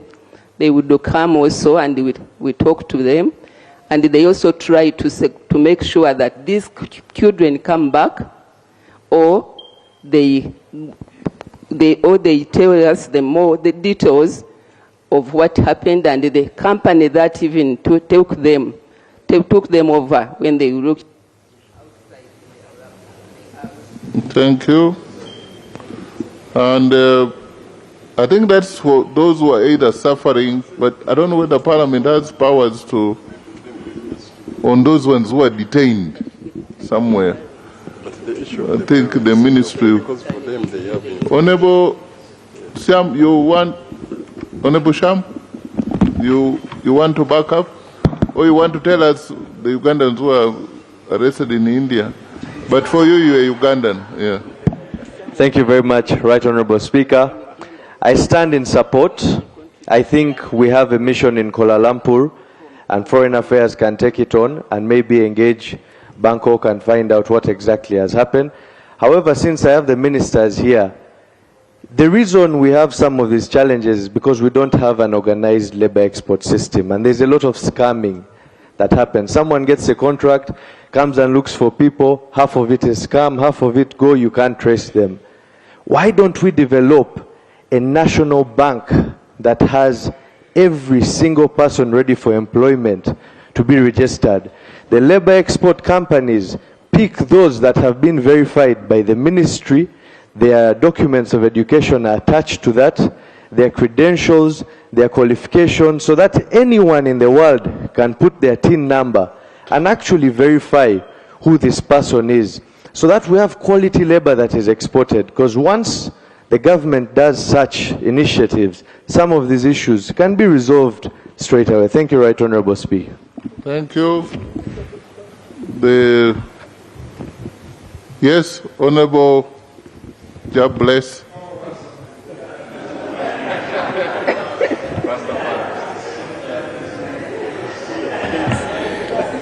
Respect to the Honorable Jadwong Speaker. Thank you so much. I wish also to contribute to this debate and thank the Minister and his entire team, especially on where he said pre-departure.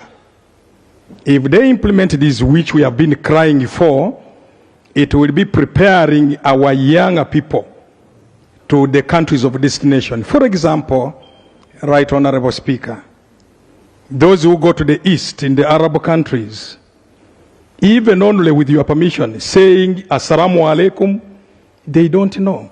So the pre-departure, which may be, and to me I suggest that it should be at the cost of the exporting company. That will be quite good for wherever they are going. Secondly, there are illegal recruitments. I've been LC5, Right Honorable Speaker. I have seen sham companies, and I hope that the ministry now should clamp down on them. But we have mechanisms of security and whatever. No company recruits without the district internal security officers clearance and the COWS clearance. How do they enter the districts and recruit? And it is true, they do. Lastly, Right Honorable Speaker, we have to export labor. I have 17 children. You never know where they will end. In your constituency? Or? No, my personal biological, Right Honorable Speaker. Only? But the deputy minister here, deputy minister to Honorable Tumuhunde, has 35 now.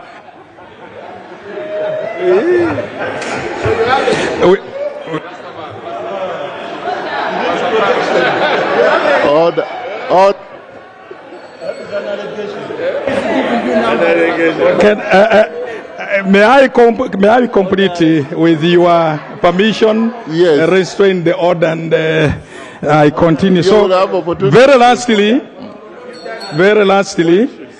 you are an honorable minister and giving an ordinary member like me an order. Anyway, it is upon the speaker. But I want to finish with this. We have. Are you factual about yes. your own being 17? Yeah, I have. Yes, yes. How come you know for the minister also?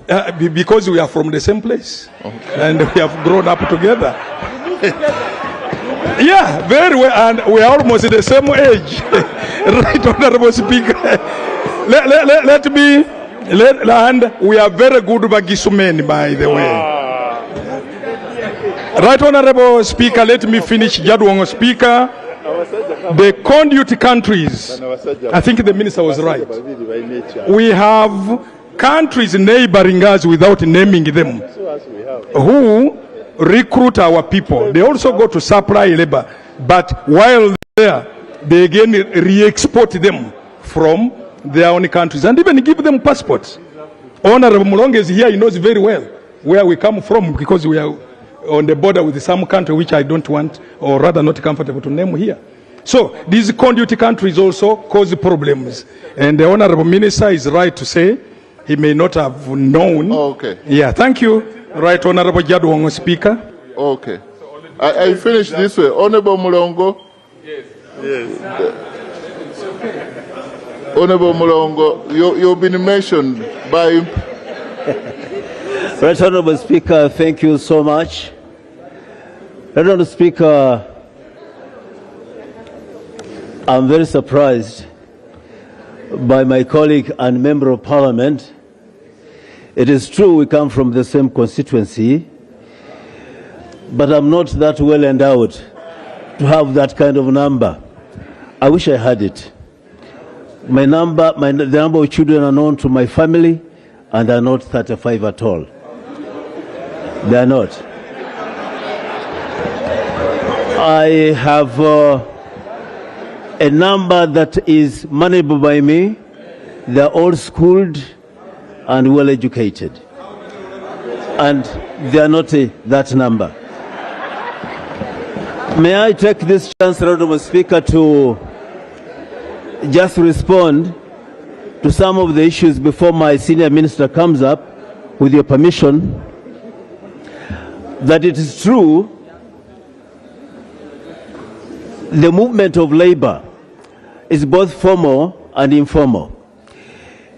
And what the minister was telling us is that our responsibility as a ministry is to deal with the formal ones who go through the regulatory framework of the ministry responsible for labor. But we did not also say that we don't take concern or care about those who go out of the country irregularly. It is our concern as a government. And the minister did confirm that he's working very firmly with the other sister ministries to follow up on those matters. So it is true that through some conduit countries like neighboring countries, some members go. Okay. Thank you. Thank you for not denying that you have children, Honorable Christopher, but you denied the number. And the denial could be that the number is more or less. Yes.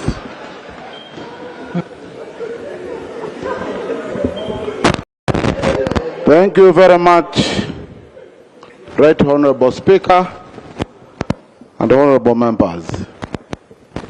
Right Honorable Speaker, I will start with a prayer.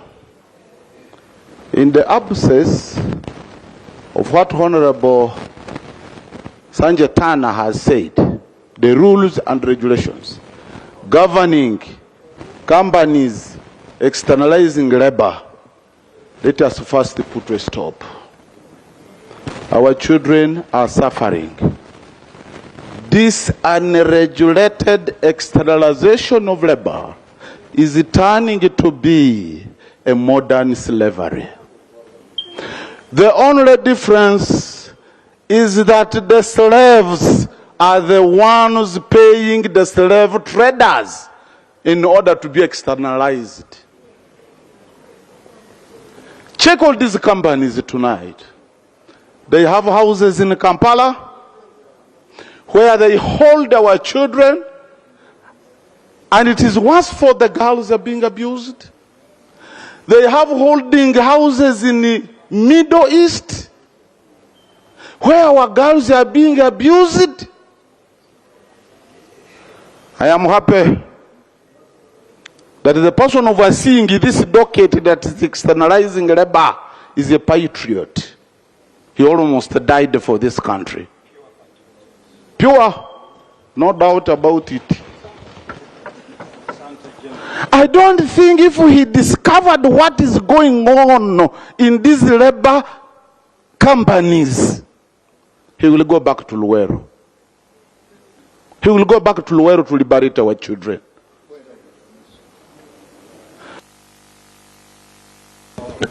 That in the absence of honorable, my honorable from Tororo said, let us put a hold, organize the externalization of labor, and then we start. I pray, Mr. Speaker. Thank you. Honorable Bahati? Seems like it has a lot of interest and everyone is affected. This side, no more. I'm going this way. Siri Danyuma.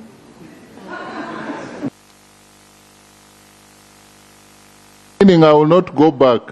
That's all what the Hansard needs. Yeah. Thank you, Mr. Speaker, and thank you, Honourable Minister, for the statement. Mr. Speaker, I rise to make a comment on what the Leader of Opposition said regarding the ultimate solution to the externalization of labor. It is to create jobs. I want to agree with him and also want to tell colleagues that as government, NRM government, we are doing all we can to create jobs. And we are supporting the 4 sectors, as you know. One of commercialization of agriculture. We have put money in commercial banks where you go, if you have 60 acres of land, you can get money up to 5 billion and you don't pay interest, government pays interest for it. And of course, you know what we are doing with PDM and the loan that you passed recently here of irrigation support agriculture. We are doing a lot of work in industrialization as we speak now with only 10,000 in factories. We are able to employ 3 million people. If we had 50,000 factories, we would employ almost 15 million people. So it's important that members will continue supporting these efforts of government to create jobs. And of course, in ICT, we are also creating jobs and services. So the ultimate aim to resolve this issue of externalization of labor, which is very dehumanizing, which attacks the dignity of Africans, is to create jobs. And the way to create jobs is to support commercial agriculture, develop our services, and Mr. Speaker, industrialization in the country and support ICT. So I thought that the Leader of Opposition had actually brought a good point, which deserves to be supported this afternoon. Thank you. Honorable Isaac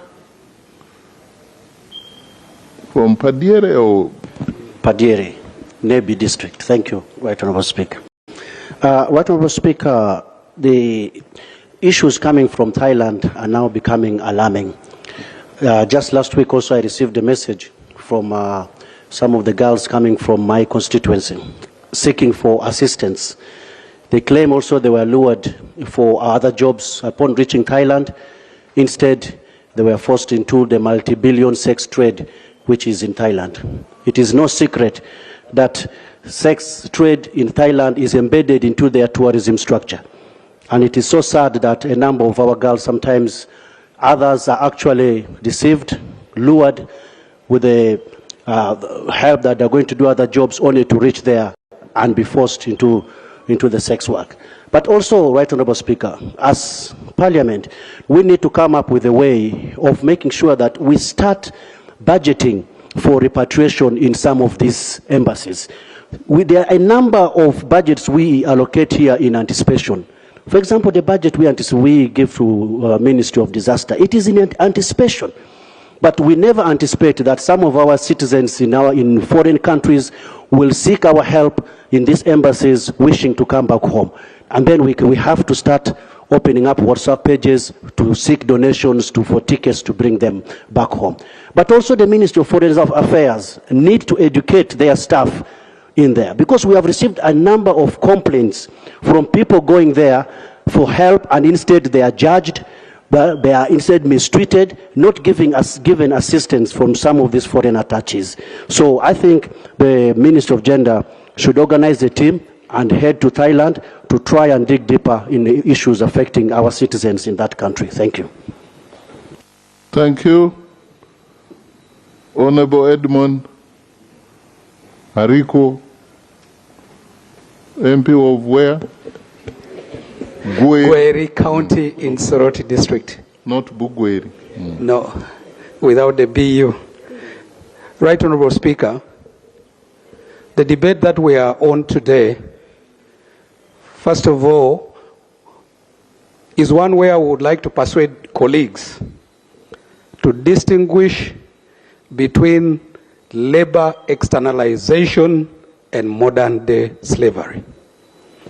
In the case of labor externalization, you may find that there is an element of a willingness of the victims to proceed to where they are going. In the element of modern day slavery, the victim is either one who is taken out of deception or through inducement or through coercion. Mr. Speaker, we have so many of these children, the young people of Uganda, who have ended up in foreign countries in the pretext that they are going to be provided for with conducive work environments. But unfortunately, the beneficiaries of this modern day slavery run cartels in the country which they use as deception centers. One of the issues is that before a Ugandan proceeds on labor externalization, for instance, they are made to pay between 7 to 12 million shillings. But after they have arrived in a country of destination, Mr. Speaker, these people's salary is divided into two. There is the aspect of the salary that is paid to the victim, but half of it is paid directly to the Honorable Bushenyi, all the three of you seated together, why don't you select one person to speak?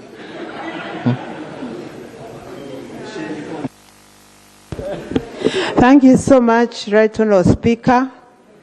Allow me to thank the Honourable Minister for the statement and also thank the government's efforts to protect Ugandans who are facing difficulties abroad. However, Right Honourable Speaker, you will all agree with me that the Ugandans facing trafficking, detention, and other challenges abroad go beyond the three mentioned in the statement. I'm very grateful to the Honourable Minister that he has promised this House that they are going to sensitize those Ugandans that go abroad through media, radios, newspapers, so that they are aware of what they are going to do. We have Ugandans who extend beyond their time and stay abroad. And these people face dangers because they have gone beyond their contractual agreed time. Right Honourable Speaker, overstaying exposes our citizens to arrest, exploitation, detention, they get trauma, and most of them lose their lives. And unfortunately, and very regrettable, their bodies do not come back. They are not brought back, and their families face great pain throughout their lives. I therefore want to urge government to strengthen sensitization, as he told us, monitoring and protection of Ugandans working. Thank you. Workers MP, you've been here, I think, didn't I bring you here? What have you done about this? Thank you, Right Honourable Speaker. I want to thank the Minister for a good report.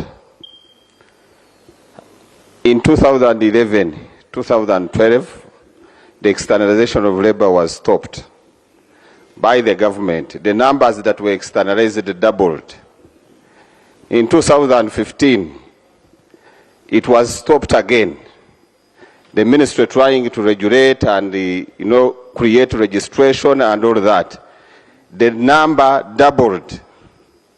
And you used to hear finding our people in Kenya trying to maneuver to go through all borders so that they can be externalized. I want to thank the minister for proposing labor attaches. I've been crying for this for a very long time. They accepted to allow training. Training helps these people who want to go out to understand the jobs and terms and conditions of what they are going to do outside the country.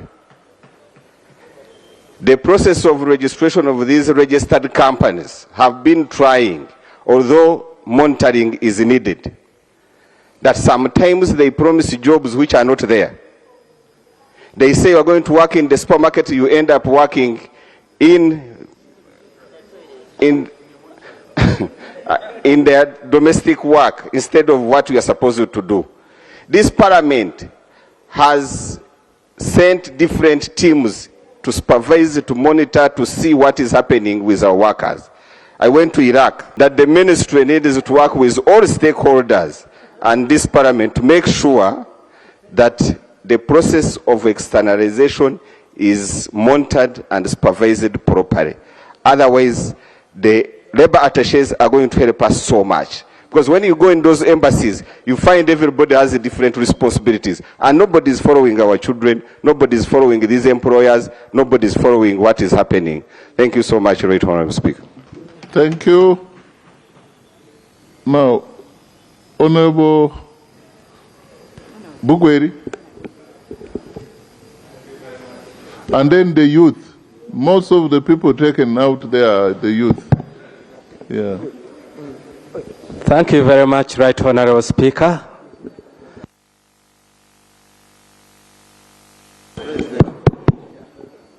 I'm Haji Wandera Sadala. I represent people of Bugweri County.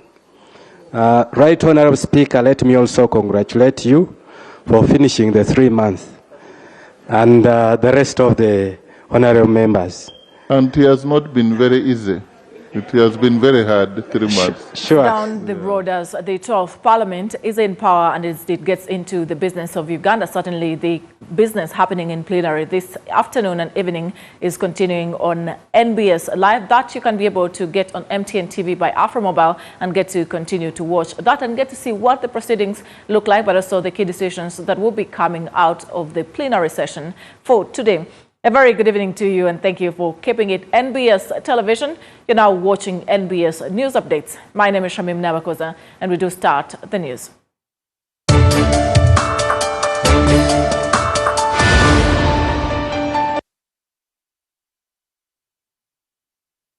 Good evening. We start the news with journalists from across the IGAD region who have been urged to report more accurately and responsibly on the free movement of persons. More than 30 media professionals attended a 3-day training in Entebbe organized by IGAD with support from the International Labour Organization. The workshop focused on migration governance, transnational crime, labour mobility and the benefits of the regional integration. We take a look.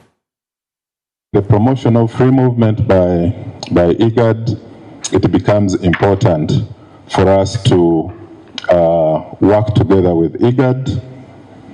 Why we continue to work with them is because there's a lot of trade and mobility of labor, pastoralists, and a lot of family linkages, not just along the borderlines, but also deep within the communities in different countries. You find that there are family links.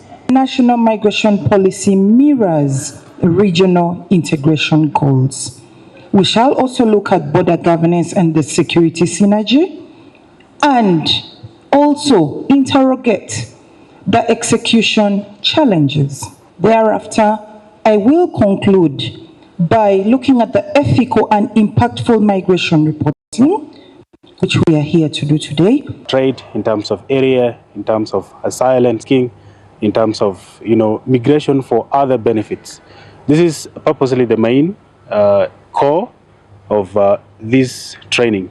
So journalists from the IGAD regions, from the IGAD region, these 7 member states, have been brought here purposely, to be guided on how they can shape the public, the perception and the misconceptions about this. To share information concerning more about intelligence, especially to human trafficking syndicate and also smugglers.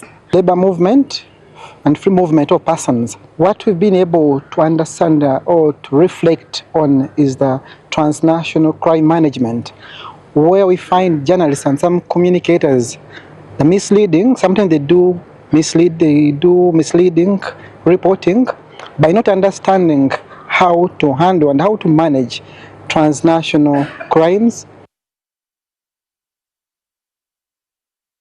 And now the Ministry of Education and Sports, in partnership with NGOs, has begun training teachers in life skills to help students navigate everyday challenges. The program covers problem solving, teamwork, critical thinking, leadership, decision-making, health and conflict management.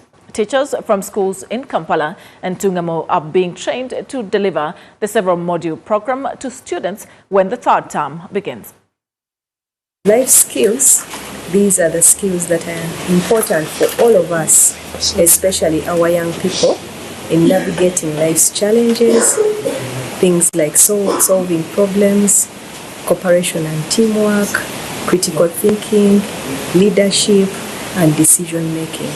So the toolkit that we are using right now, we are training teachers from different schools in Kampala and in Tungamo at Luigi Grisani Foundation to make sure that the teachers get the methods on how to train the students in their schools, and then they will train them as soon as the third term begins. The teachers are going to train the students. The Life Skills Toolkit has 7 modules that are to do with personal awareness and understanding. Then they also focus on health. They focus on conflict prevention and management. They focus on community projects, and then eventually innovation and creativity among our students.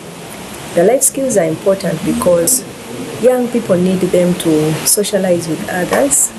They need them to manage emotions, and then they need them to use their cognitive skills as well to be better students and later on better citizens of Uganda. You realize that students normally, some are always timid, some don't know how to talk. Whenever violence happens, they don't speak. So our duty is to ensure that in case some of those things happen, our students are able to speak for themselves. In more stories, Uganda and Kenya are seeking to deepen tourism and business ties, with private sector players calling for tower travel costs and also lower costs increased investment to boost movement between the two countries. The push comes as Uganda hosts the 5th Kenya-Uganda Coast Tourism and Innovation Summit, where stakeholders are exploring opportunities in hospitality, transport, technology and tourism. Is the pearl of Africa. Kenya is what? Okay, Kenya is the beautiful country of Africa. We need young innovators who can develop applications, digital platforms, experiences, and other solutions that make it easier for visitors to discover, book, and experience East Africa. The summit is therefore not simply about talking about the future. It is about building the future. As Uganda, we affirm our commitment to strengthening tourism cooperation with Kenya and advancing an East African tourism market where movement is easier, businesses are connected, destinations are marketed together, and visitors are encouraged to stay longer and experience more. I invite all of you, government, private sector, innovators, investors, media, and tourism professionals to make Mombasa 2026 your platform for connection, collaboration, and action. Come to the coast, experience Kenya, discover Uganda, connect the two destinations, build new tourism products, create new markets, and let us tell one bigger East African tourism story. I look forward to welcoming you all to the 5th Uganda-Kenya Coast Tourism and Innovation Summit in Mombasa from 26th, 27th October 2026. Kenya Association of Travel Agents, we are supporting you. We are bringing numbers to Uganda. We are also working. We work very closely with Uganda travel agents. Tugat is here. He knows it. We work with Ugandan travel agents. They bring people down to us, not only in Mombasa but also in Nairobi. And most importantly, we want to make money. Let's make money together. Money translates into employment. Employment means there will be income, and income will transform the economy. And now the Uganda Tourism Board has pledged to support the promotion and commercialization of conservationist Dr. Gladys Kalema-Zikusoka's audiobook, Walking with Gorillas. UTB says the conservation story can strengthen Uganda's tourism marketing by creating a human connection to its wildlife and destinations. The audiobook chronicles Kalema-Zikusoka's experience in gorillas conservation and her wider work in wildlife protection. Speaking during the launch of the audiobook in Kampala, the Uganda Tourism Board (UTB) Chief Executive Officer Juliana Kagwa said storytelling is an important component of tourism because it gives audiences a human connection to destinations, communities and wildlife. She said Dr. Gladys Kalema-Zikusoka's conservation story could help Uganda attract tourists and mobilize greater support for wildlife conservation. Dr. Gladys Kalema-Zikusoka, we are here to walk this journey with you. We are here to help with the commercialization of the audiobook. Same way we've been helping with the commercialization of the actual book itself. We believe in the stories that you're telling. The audiobook documents Dr. Kalema-Zikusoka's experiences in wildlife conservation, including her work as Uganda's first wildlife veterinarian, her involvement in mountain gorilla conservation, and establishment of conservation through public health, CTPH. Kalema-Zikusoka said Walking with Gorillas is based on her personal experiences and documents the evolution of wildlife conservation in Uganda. And then the fourth section talks about sustaining conservation through tourism, sustainable tourism, sustaining conservation through engaging women in conservation and youth in conservation, the next generation, and using One Health approaches where you have to work closely with the health sector and the development sector to protect the wildlife. Sheraton Kampala General Manager Jean-Philippe Bencourt said the hospitality industry had a responsibility to protect Uganda's natural heritage rather than focusing only on providing accommodation to visitors. Hospitality is about much more than providing a comfortable stay. It is about creating memorable experiences. It is about celebrating Uganda's culture, its people, and its extraordinary natural heritage.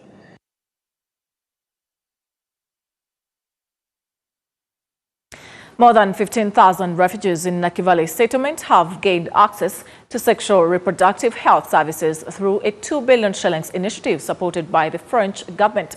French corporation officials say the program targets inclusive health and rehabilitation services, particularly for youth, women and persons with disabilities who have faced challenges accessing essential health care within the settlements.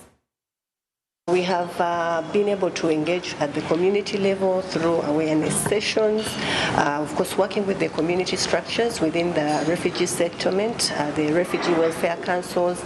We have mobilized communities, and the main reason for this was for us to be able to pass a message of access, why people should be able to utilize the services. We know that they have different attitudes, they have different beliefs about the services, like family planning, like attending ANC, and so we were having awareness sessions to make sure that they understand these services and also demystify the myths around them. We were looking at the vulnerable people, we were looking at the adolescents, the women, with and without disabilities. We are supporting the project through funding, and we are providing 500,000 euros, which is over 2 billion shilling for this project, and Humanity Inclusion is implementing the project to support refugees in this area and host community. And we have also in Nakivale a second project that is supported by the French Agency of Development, is to provide water to all the people in the Inzigiro province, and so this will also cover the Nakivale settlement, and water should arrive starting next month in Inzigiro and next year in the settlement. The most challenge that refugees with disabilities face is inaccessible. They are not able to access the service points or the service centers, and being that they are refugees with disabilities, and of course service centers are far away from their home, and it always need a kind of transportation. And if you look at the current situation, refugees with disabilities in the refugee settlements do not have anything to do apart from digging, which is very hard for refugees with disabilities. Now, exchange of sex for jobs and alcohol abuse have been identified among factors driving rising HIV infections in Port Portal City, which has the countrywide highest reported HIV prevalence at 16.7%. The findings were presented during the regional engagement with members of Parliament on HIV/AIDS committee, who are in Port Portal currently as part of this monitoring visit. We have discovered that the HIV prevalence in this region is very high. And the figures we are talking about are for 2025, 2026. For example, Port Portal City here, it is above 16.7%.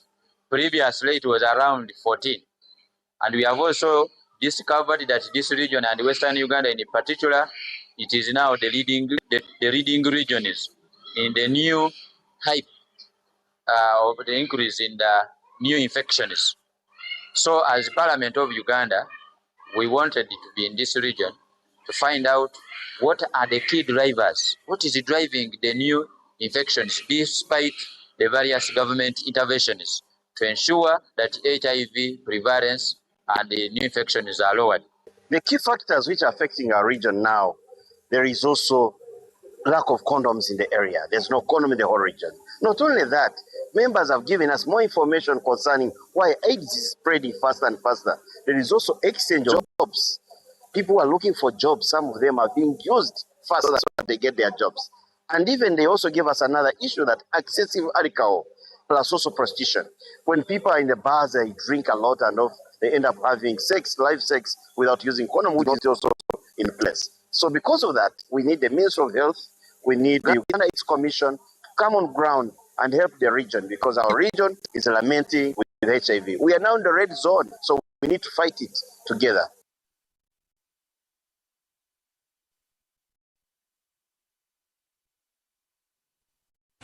That's it for the news updates this evening. More stories shaping the country will be aired in NBS Samasengeja and NBS Live at 9 for you to be able to get to see the stories that are shaping up. But you can continue to watch different programming.